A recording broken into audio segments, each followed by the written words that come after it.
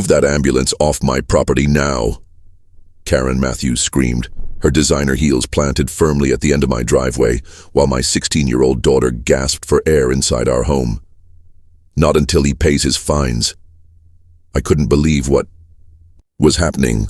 Our HOA president was literally blocking paramedics from reaching my dying child over $2,150 in disputed landscaping fees. But when she shoved me to the ground in front of a dozen neighbors, she had no idea who I really was, or that her power trip was about to cost her everything in a $10 million lawsuit that would expose years of corruption. The morning started like any other in our quiet suburb. The sun filtered through the kitchen windows as I made breakfast for my daughter Emily, just like I had every morning since my wife passed away 3 years ago. At 16, Emily was my world. Brilliant, kind, and handling her severe asthma with a courage that amazed me daily. "Dad, I don't feel great today," she said, her voice sounding strained.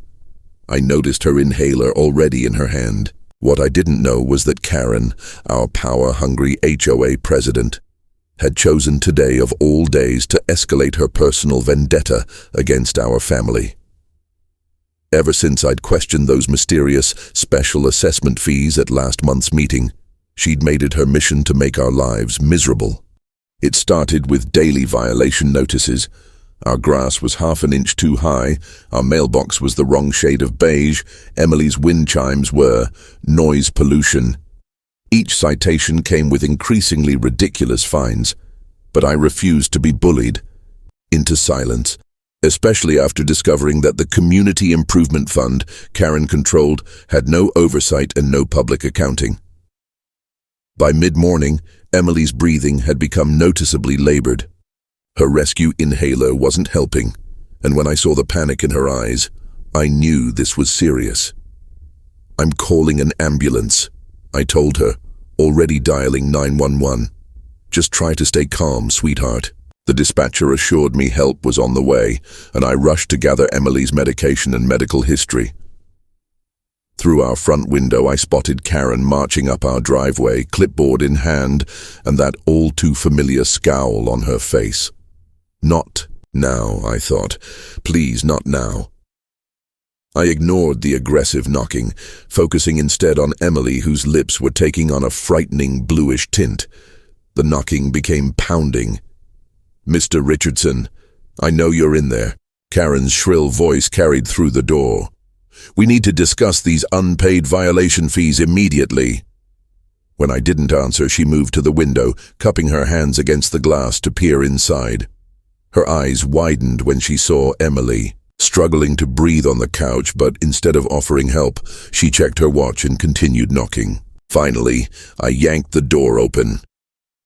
"My daughter needs emergency medical attention," I said firmly. "Whatever this is, it has to wait." Karen's perfectly highlighted hair didn't move as she shook her head. "This can't wait. Your unpaid fees have now reached $2,750, and the board has authorized immediate action." She thrust a document toward me. "This is a notice of lien against your property. Additionally, your driveway access has been temporarily suspended until payment arrangements are made." I couldn't believe what I was hearing. Suspended? You can't suspend someone's driveway. That's not even a thing. From inside, I heard Emily's wheezing worsen. "My daughter needs medical help right now. Please leave." What Karen didn't know, what she couldn't have known, was exactly who I was.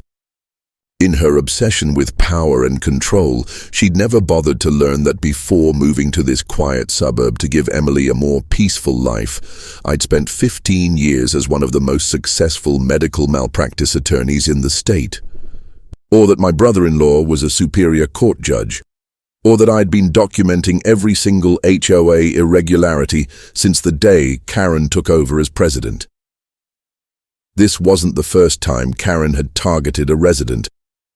Mr. Jenkins, my elderly neighbor, had been fined $500 when his wheelchair ramp was installed while he recovered from hip surgery. The Patel family next door had received violations for ethnic cooking odors that Karen claimed were diminishing property values. The Millers nearly lost their home after Karen imposed daily fines when Mr. Miller was deployed overseas and Mrs. Miller missed a single HOA payment. I'd been gathering evidence, talking to neighbors, quietly building a case. I'd found patterns of selective enforcement, mysterious contractor payments to companies owned by Karen's husband, and board meeting minutes that had been altered to remove objections. But I'd kept my investigation quiet, biding my time, waiting for the right moment to challenge her tyranny. I never imagined that moment would come with my daughter's life hanging in the balance. Emily's condition had been worsening over the past few months. Her asthma specialists had adjusted her medications twice, and this wasn't her first severe attack this year. Each episode left her weaker, more vulnerable to the next. As a father, I lived with the constant fear that one day her lungs would simply stop responding to treatment. That's why I kept our home immaculate, free of dust, mold, or anything that might trigger her breathing difficulties. That's why I fought Karen's attempts to implement community-wide pesticide treatments that could trigger Emily's asthma. I tried to close the door, but Karen wedged her designer shoe in the gap. The rules are clear, Mr. Richardson. Section 7, paragraph 3 states that the HOA can restrict access to common areas for residents with outstanding violations. Your driveway connects to HOA-maintained roads. The wail of approaching sirens cut me off. Thank God, I thought. Help was coming. I forced the door shut despite Karen's protests and rushed back to Emily, whose breathing was now coming in short, painful gasps. I could hear Karen outside, her voice raised as the ambulance pulled up. Through the window, I watched in horror as Karen deliberately positioned herself at the end of our driveway, arms crossed, directly blocking the ambulance's path. The paramedics stopped, clearly confused. One stepped out, gesturing for Karen to move. She shook her head, pointing to some paper in her hand. I rushed outside, leaving the front door open. "My daughter is inside. She can't breathe," I shouted. The paramedic, a young woman named Rodriguez according to her name tag, turned to me. "Sir, this woman says your driveway access has been suspended and we need to use another entrance." "There is no other entrance," I exclaimed, "and she has no authority to block an ambulance."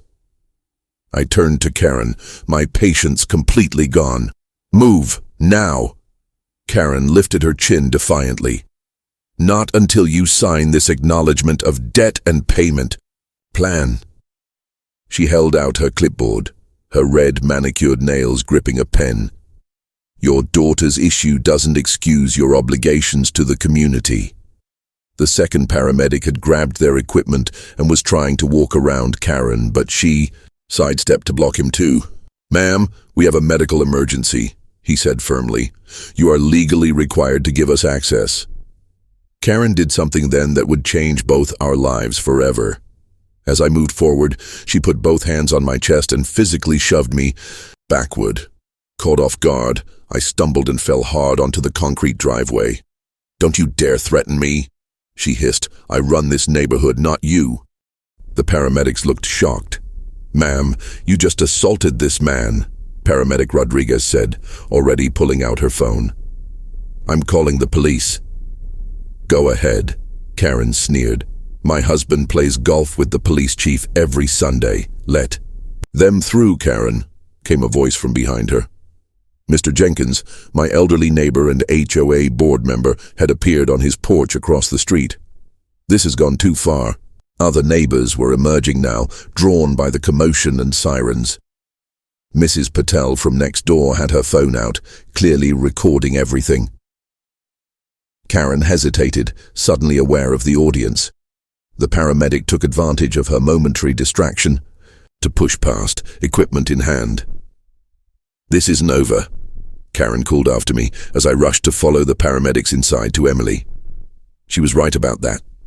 It wasn't over, not by a long shot. The next hours passed in a blur of hospital corridors and fear. If we'd been delayed even 5 more minutes, the doctor told me gravely, we might be having a very different conversation right now. Those words echoed in my head as I sat by Emily's hospital bed, watching the steady rise and fall of her chest, now aided by oxygen. My phone hadn't stopped buzzing. Neighbors had sent video clips of Karen blocking the ambulance, of her shoving me to the ground. Mrs. Patel had captured the entire incident from multiple angles. By evening, local news vans were parked outside the hospital. A reporter had somehow learned about the HOA president who had physically blocked an ambulance. I made 3 calls that night. The first was to Michael Chen, my former law partner and the toughest litigator I knew. The second was to my brother-in-law, Judge Robert Carson, not for any favors, but for a referral to the state's Attorney General's office. The third was to Diane Williams, a forensic accountant who specialized in uncovering financial fraud.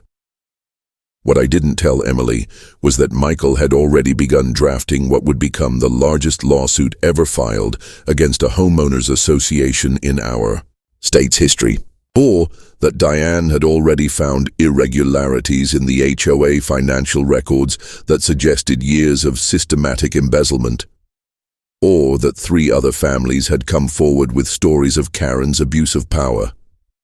This wasn't just about one horrible incident anymore. This was about justice. The morning after Emily was admitted, Detective Rodriguez from our local police department called. "Mr. Richardson, I need to take your statement about yesterday's incident." I agreed to meet him at the hospital. When he arrived, he wasn't alone. A woman in a crisp suit accompanied him, introducing herself as Angela Torres from the district attorney's office. "Interfering with emergency medical services is a felony in this state," she explained as we sat in the hospital cafeteria. I provided my statement, describing not just yesterday's events but the pattern of harassment that had preceded it. "She's been targeting specific homeowners," I explained. "Anyone who questions the excessive fees or asks to see financial records." What I didn't mention was that Michael had already filed our civil lawsuit that morning, a $10 million claim against both Karen personally and the HOA for negligence, assault, emotional distress, and reckless endangerment. By the time we returned home, news vans lined our street. Our neighbors formed a protective barrier, Mr. Jenkins and Mrs. Patel leading Emily and me through the crowd to our front door. Inside was a thick manila envelope marked "Confidential" with no return address. Inside, I found HOA financial records, going back 5 years with transactions highlighted in yellow. A sticky note read simply, "She's been stealing from us all. Not everyone on the board knew. A friend." The bombshell dropped 9 days later, when the State Attorney General's office announced a criminal investigation into the HOA's financial practices. Karen's perfectly crafted image unraveled rapidly.